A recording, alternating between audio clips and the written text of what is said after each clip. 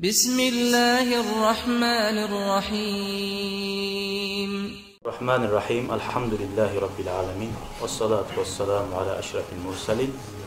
Muhammed ve ala alihi ve sahbihi ecmain.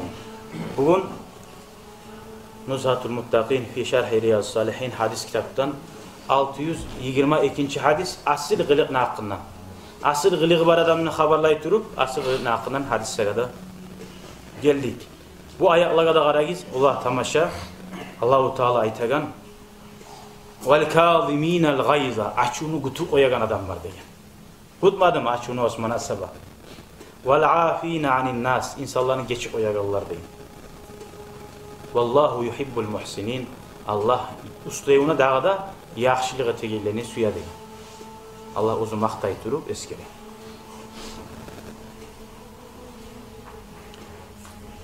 Asıl gılık hakkından Peygamber aleyhissalatu vesselam ne ashabası anas ayta.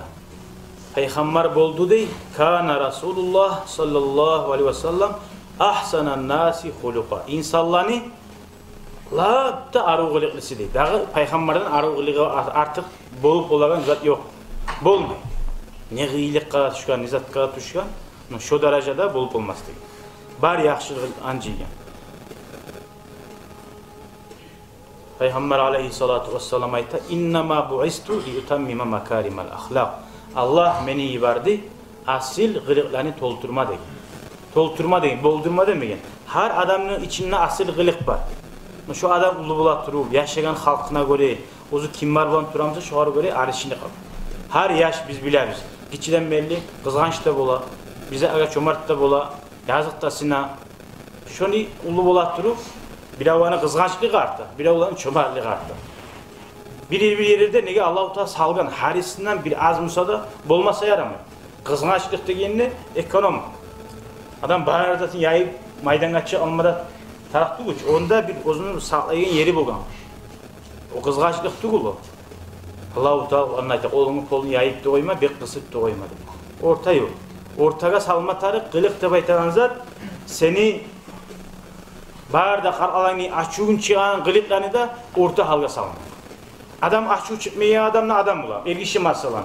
Katunu yaman yürüyor, sayak alena. Ha, normalde de açuğ çıkmaya ilansa normalde bulam. Kızları başını sanın çarçını açıp elinamsa, açuğ çıkmasa arı bulam. Yurtlu halkı içi elinamsa, ulağını yaman yürüyümse, açuğlanmak bolmatar.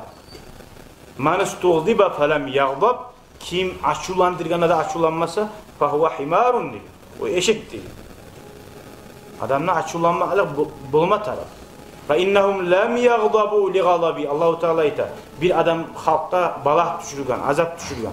Sebebi onlar Allah için açılanmaydı bayta. Görüyor musun? Peygamber aleyhissalatu vesselam'la açılan böyleydi bayta birbirine. Allah için de açılanmakla. Ozu saleti bulaydı. Din götürmek için. Dinini buzagallara açılan tuğlesi açılanmıyor.